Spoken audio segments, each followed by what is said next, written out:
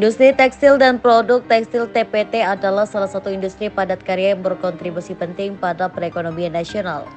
Pada Maret 2023, ekspor tekstil Indonesia mengalami kenaikan sebesar 16,87% dibandingkan bulan sebelumnya. Namun, data ini masih perlu dicermati karena belum merujuk pada kinerja tahanan industri atau TPT Indonesia. Data 2022 menunjukkan industri ini menyerap kurang lebih 3,6 juta orang tenaga kerja dan menyumbang 6,38% PDB dari sektor non-migas. Namun demikian, kinerja industri tekstil sepanjang 2022 mengalami penurunan. Data Badan Pusat Statistik atau BPS ekspor tekstil dan produk tekstil Indonesia hanya mencapai 1,5 juta ton atau turun 17% dibandingkan pada 2021. Angka ini jauh lebih rendah dibandingkan dengan pada awal pandemi COVID-19. Pada level global memang terjadi penurunan permintaan terhadap produk tekstil, namun terjadi kenaikan nilai ekspor. Hal ini ditunjukkan dari nilai ekspor tekstil pada 2022 yang hanya turun 6,5% menjadi 4,3 miliar US dollar. Industri TPT Indonesia pernah menjadi primadona pada masa kejayaannya, yaitu pada dekade 1980-an. Namun saat ini para pelaku bisnis tekstil dan produk tekstil di Indonesia harus bertahan mati-matian untuk menjaga kelangsungan hidup bisnis mereka. Pelaku bisnis tekstil saat ini mengalami banyak masalah internal maupun eksternal yang menyebabkan penurunan kinerja bisnis mereka. Masalah eksternalnya penurunan permintaan global karena perlambatan ekonomi, perang antara Rusia dan Ukraina yang sampai saat ini belum usai berdampak pada kondisi ekonomi global, terutama terkait dengan ancaman inflasi yang mengurangi daya beli negara-negara Eropa dan AS. Masalah eksternal kedua adalah iklim investasi yang tidak bersahabat. Upah minimum yang di masa lalu menjadi keunggulan industri ini saat ini adalah variabel eksternal yang paling susah dikendalikan. Daya tawar serikat buruh yang semakin kuat menjadi penyebab upah minimum tidak lagi menjadi daya saing. Permasalahan internal industri tekstil terkait dengan efisiensi produksi, pergeseran industri ini dari padat karya ke padat modal dengan penemuan mesin-mesin dan pemanfaatan teknologi produksi menyebabkan pabrik tekstil di Indonesia harus melakukan penyesuaian. Saat ini Indonesia menjadi produsen tekstil peringkat 21 yang menyuplai pasar dunia. Urutan teratas negara penyuplai tekstil saat ini adalah China, Bangladesh, Vietnam, Pakistan, dan India.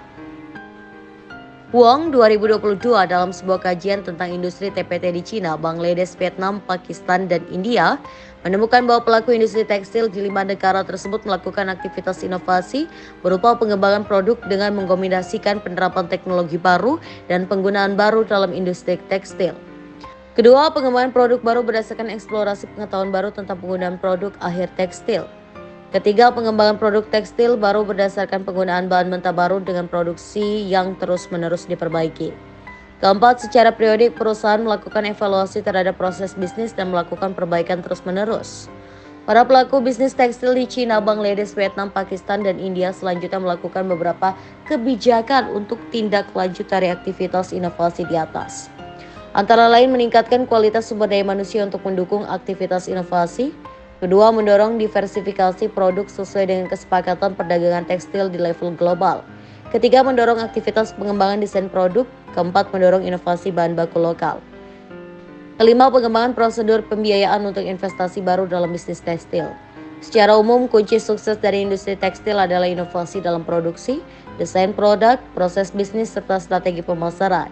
4 negara ini bahkan mulai mengembangkan teknologi produksi tekstil yang ramah lingkungan. Ketika diproduksi massal bisa menghasilkan harga yang lebih murah atau Van 2022, sejak awal industri tekstil dan produk tekstil di Indonesia memang mempunyai fondasi yang lemah. Hal ini dikarenakan hampir semua bahan mentah dan bahan baku dari industri ini, mulai dari kapas dan pewarna tekstil masih impor. Mesin-mesin tekstil juga masih didatangkan dari luar negeri, sehingga ketergantungan impor industri TPT tinggi.